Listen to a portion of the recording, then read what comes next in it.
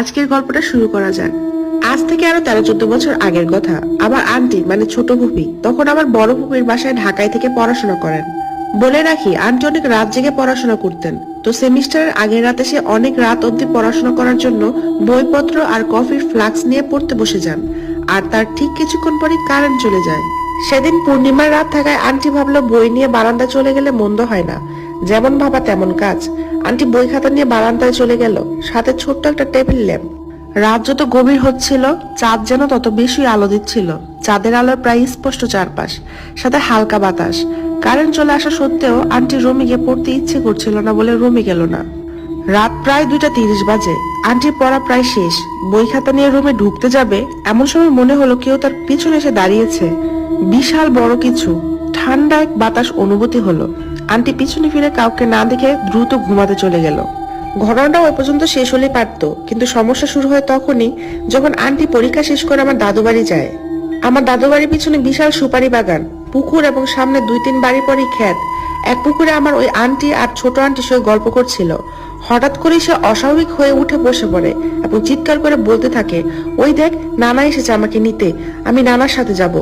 অথচ তাদের নানা অনেক আগে গত হয়েছে। পরিস্থিতি অস্বাভাবিক দেখে আমার ছোট আন্টি ভয়ে চিৎকার দিয়ে আমার মা দাদিকে ডাকতে থাকেন। তারপর অনেক কষ্টে সবাই এসে তাকে আটকায়। তার কিছুদিন পরে এক ভর দুপুর বেলা আন্টি সে বাগানে হাঁটাহাঁটি করছিল। হঠাৎ করে কি বুঝে জোরে এক চিৎকার দিয়ে পুকুরের দিকে ছুটে যেতে থাকে।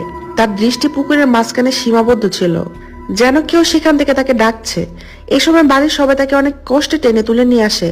আর একটু দেরি হলে আন্টি পুকুরের মাঝে চলে যেত। কে জানে, হয়তো তাকে ফিরানোই সম্ভব হতো না আর।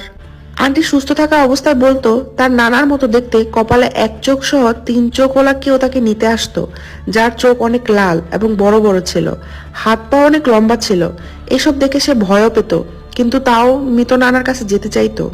এরপর প্রায় একা একা ঘর ছেড়ে বেরিয়ে যাওয়া, গুনগুনিয়ে গান করা, হঠাৎ ভয়ে চিৎকার দেওয়া ইত্যাদি সমস্যা হওয়ার পর আমার দাদা একজন কবিরাজ ডেকে আনেন, যিনি জিনের মাধ্যমে সকল সমস্যার সমাধান করেন। তো কবিরাজের কথা মতো একটা চৌকির উপর ওই বদ জিনকে বৈঠকে বসায়। তখন তাকে নানা প্রশ্ন করা হয়। এভাবে আন্টির ক্ষতি করতে চেষ্টা করার কারণ হিসেবে সে বলে, এক পূর্ণিমা রাত্রে বারান্দায় আন্টিকে দেখে সে খুব বিরক্ত হয়, এবং পরে যখন সে দেখে আন্টির বাবার বাড়ি এই জায়গায়, তখন সে আরো খুশি হয়, কারণ এখানে তার আরো সাথীর চলাচল রয়েছে। আর সেই তখন থেকে আন্টির পিছু নিয়েছে। কবিরাজ তখন তাকে অনেক মারে, কিন্তু সে ছেড়ে যেতে চায় না। পরবর্তীতে খাসি এবং অন্যান্য আরো অনেক কিছুর বিনিময়ে সে আন্টিকে ছেড়ে যেতে রাজি হয়। এই জন্যই রাতের বেলা তো বাহিরে বের হওয়া উচিত না, বাসার মধ্যে থাকাই ভালো। বলা যায় না কখন কার রাস্তার মধ্যে আপনি পড়ে যান এবং কার সম্মুখীন হয়ে যান।